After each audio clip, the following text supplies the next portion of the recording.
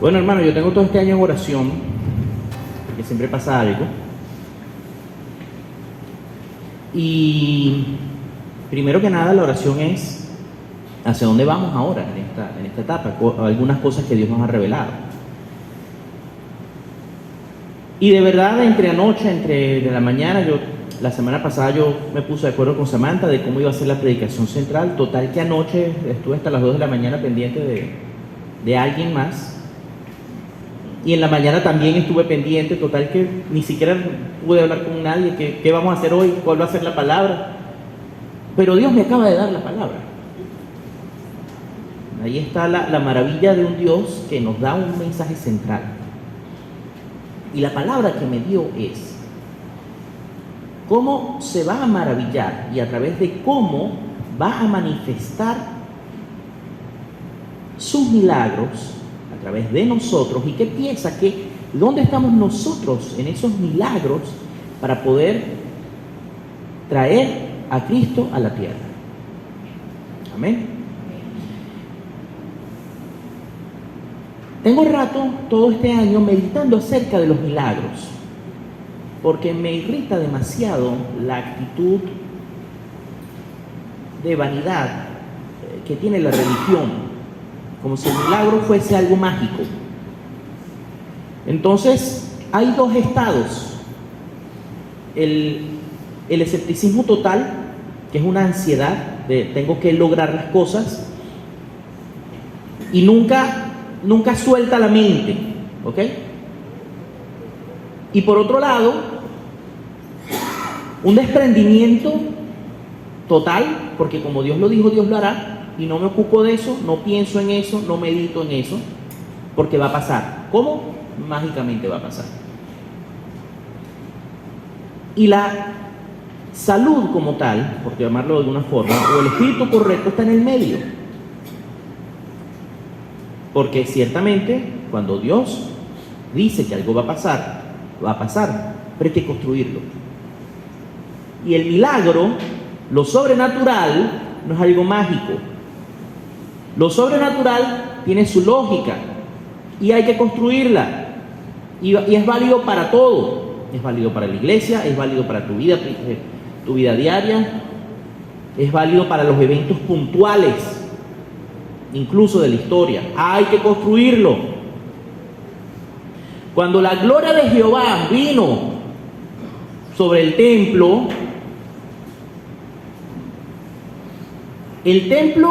no inventó la gloria estaba. Pero ¿por qué la gloria bajó en ese momento?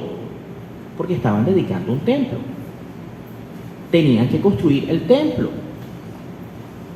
Ahora bien, cuando Salomón construye el templo, no fue un asunto solamente de ese momento, fue un asunto preparado por décadas, por generaciones. Entonces nosotros tenemos que preparar un evento que viene en el próximo siglo, que es lo que Dios me acaba de mostrar allí.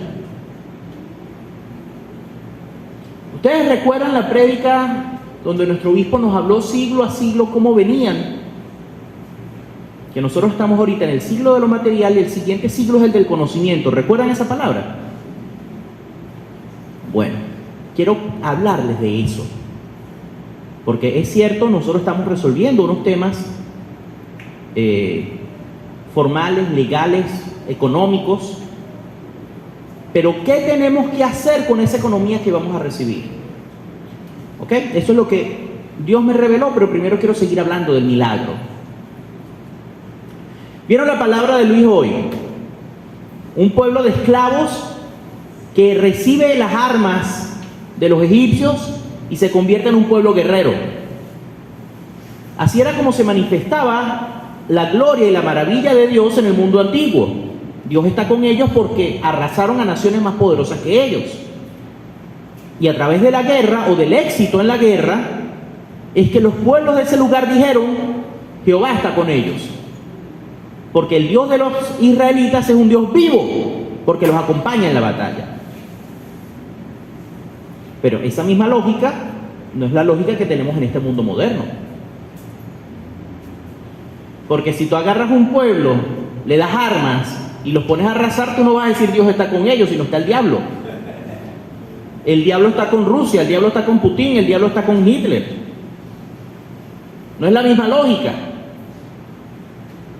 Estuve leyendo un libro hermoso que habla de la racionalidad cristiana y está hablando de los milagros que hizo Jesucristo en ese momento.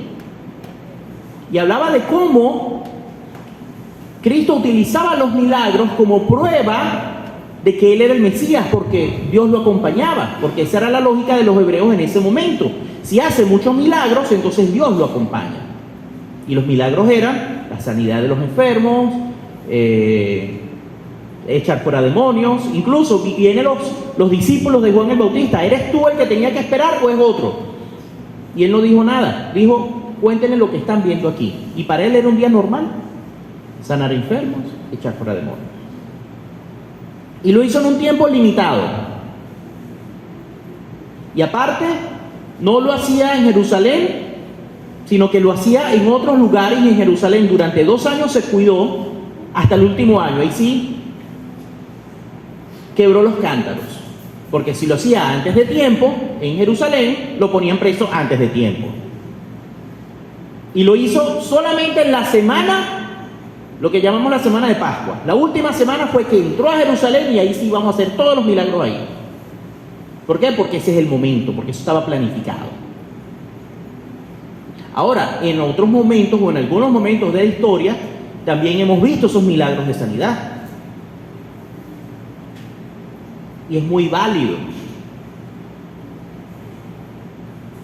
Pero Dios me acaba de dar una palabra, que es cómo va a ser en el próximo siglo el milagro de nuestros descendientes, y es tecnología.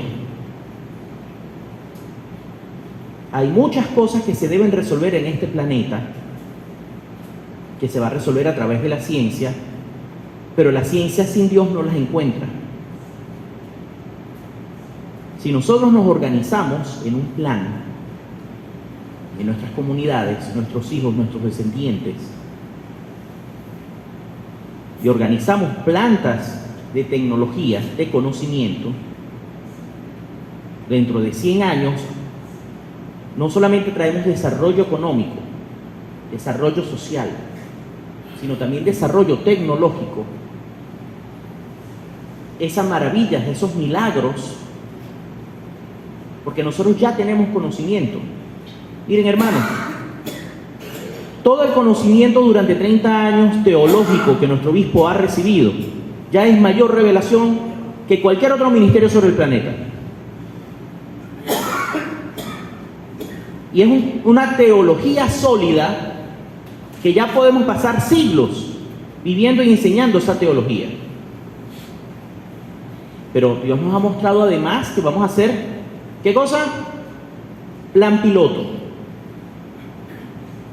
Ahora, el plan piloto pasa por revelación teológica, pasa por organizarnos económicamente y también pasa por desarrollo social. Ahí están las 3 fases. El desarrollo social está en el gobierno, lo teológico está en la fase de la iglesia y el desarrollo económico en la fase de las empresas. Eso no ha cambiado, eso es nuestro fundamento.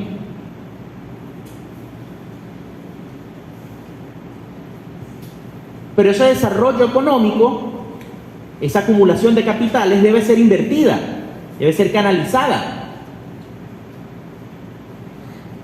Porque no es para un despilfarro, no es para vanidades, es para programar cómo van a ser los siguientes siglos. Miren, la sociedad llegó en el mundo antiguo a un tope máximo, y eso lo sabemos con Roma. Y Roma llegó hasta su tiempo, llegó hasta su momento, pero Roma misma cae por su propia corrupción. Y luego viene otro ciclo, donde la iglesia también, aquí entra en escena, y la iglesia reservó todo el conocimiento del mundo antiguo, lo que se llama la escolástica, las escuelas, los monasterios. Y la iglesia también fue clave en volver a estudiar y procesar ese conocimiento para salir de la edad oscura. Ahora bien, hubo un momento clave en esa historia que es entre la edad media y la edad moderna. ¿Conocen cómo se llama? Renacimiento. En ese renacimiento no inventaron nada, lo que hicieron fue volver a procesar el conocimiento existente. Entonces nosotros tenemos que generar un nuevo renacimiento. Y les voy a comentar algo más. Se dice que este mundo actual es el mundo del especialista, de las personas que saben una sola cosa y la saben bien, en contraposición a la persona que sabe a los toderos, que es el que sabe de todo pero poquito. Pero ¿saben lo que es el hombre renacentista? Es el que sabe de muchas cosas, pero saben muchísimo. Entonces, el mundo actual tiene los especialistas, pero nosotros tenemos que ser más que especialistas, tenemos que ser renacentistas. Tenemos que saber muchísimo de teología, muchísimo de ciencia, muchísimo de arte. Si nosotros desbloqueamos, como lo acaba de decir nuestro obispo a través del Aventador, si desbloqueamos esa mente de Cristo, no solamente somos empresarios porque hacemos mucho dinero, eso está muy bien, y yo reclamo esa unción en el nombre de Jesús, pero también reclamo la unción del arte. Yo quiero ser excelente en mi rama artística, pero también reclamo la unción de la ciencia y la tecnología, y también reclamo la unción de las ciencias sociales y de las ciencias educativas. Entonces cada uno de nosotros a desbloquear esa unción. ¿Cuál es tu talento artístico? ¿Cuál es tu talento científico? ¿Cuál es tu talento teológico? Y por eso es tan importante esa escritura que estuvimos revisando esta semana cuando estábamos hablando de la sala de lectura, que ilumine la luz del conocimiento de Cristo y que ilumine el conocimiento de la gloria de Dios como un tesoro que está en un vaso de barro, que ilumine a través del conocimiento de la gloria de Cristo. Porque el evangélico dice, no es necesario aprender más, todo está contenido en la Biblia. Y eso es cierto, la Biblia tiene todos los tesoros. Pero si no sales a buscar conocimiento, no entiendes los tesoros. A través del tesoro, que es la palabra de Dios, a través del Aventador, reclamamos la mente de Cristo. Y nos planificamos las siguientes décadas, planificamos la educación de nuestros hijos, planificamos los recursos que recibimos. Hermano, porque esto tampoco es un plan de becas indiscriminado, esto no va a ser un plan de escape para los 400 niños que están en nuestras comunidades, eso no es así. Estos recursos es para invertirlos bien, muy focal. ¿Quién va a estudiar qué cosa? ¿Cómo lo va a estudiar? Con un altísimo testimonio, porque si no, los recursos se despilfarran, ya lo hemos visto. Esto es una altísima seriedad que tenemos que tener, una altísima responsabilidad, porque los millones que sea que Dios nos ponga, no son infinitos, es para administrarlos, y sí vamos a invertirlos en conocimiento, y por supuesto vamos a pagar becas. ¿De quién? ¿Cómo? ¿A dónde? ¿Qué vas a estudiar? ¿Dónde vas a venir? Cuando vengas, ¿qué haces? Todo con muchísima planificación. Y los que estamos aquí, también nos vamos a seguir cultivando, también vamos a seguir estudiando, también vamos a seguir aprendiendo. Por eso póngase cuenta con Mami Dime. ¿Cómo va tu lectura? Porque a través de la lectura, a través del conocimiento, desbloqueas este nivel de renacimiento. Para que formes parte de estos vigilantes que vamos a ser rectores de estas nuevas generaciones. Amén. Así que, gracias Dios por esta palabra. Por último, ya va. Se me olvidaba. Escuchando la palabra de Luis hay varias cosas que me vienen a la mente. Primero, hay uno de esos valientes que estaban 3 personas defendiendo un campo. Y estaban allí defendiendo el campo, un campo de cereales. Así estamos nosotros. Estamos aquí en este campo de cereales, ¿no? ¿De qué? Sama. Ok. Estamos aquí defendiendo este campo de cereales. Ahorita esta tierra, nadie quiere nada con esta tierra, pero aquí la estamos defendiendo. ¿Cuántos cereales son? ¿Cuántos terrenos son? Aquí estamos, defendiendo estos cereales, porque después estos cereales van a alimentar a mucha gente. Amén. Entonces aquí estamos, defendiendo estos cereales. Segundo,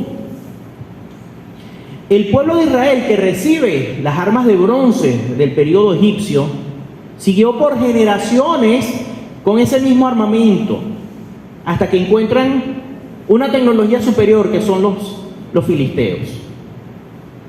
Y David entendió que no tenían minas, no tenían acero, no tenían ni siquiera el carbón.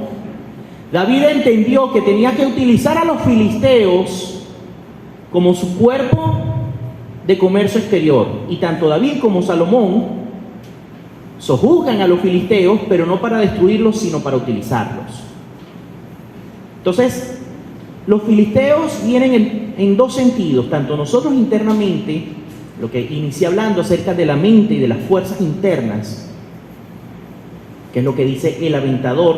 Si tú convences a tu carne de que va a vivir bien a través de Cristo, tu carne trabaja y pelea por ti. Entonces, tienes unas fuerzas para trabajar, para producir, para pensar, pero no para que esas fuerzas te desborden, porque tú eres el que gobierna tus fuerzas. Hasta aquí mente. Entonces, les hago un llamado a los que tengan que activar su mente, actívenla. Porque tampoco podemos vivir en el desprendimiento total. No es así, es activar la mente.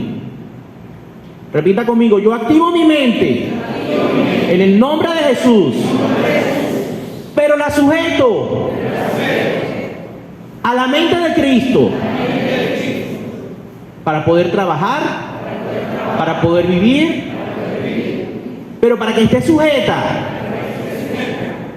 y no esté en mi contra, sino peleando a mi favor. Entonces, primero que nada, estos filisteos, ya pueden dejar de repetir, gracias. Los filisteos tú los pones a pelear por ti. Y segundo, en nuestro plan que estamos haciendo, nuestra isla, nosotros tenemos que convencer al mundo de que es mejor venir con nosotros si van a tener prosperidad, y van a tener tecnología, y van a tener conocimiento. Y así es como el mundo deja de pelear contra nosotros y vamos a adquirir el liderazgo de este pequeño territorio. Y ese entonces va a ser el plan piloto para que otras localidades, para que otras iglesias, para que otros ministerios también activen el poder de Cristo por el aventador, pero para sus sociedades. Amén. Gracias, Señor. Ahora sí. Gracias, Señor, por esta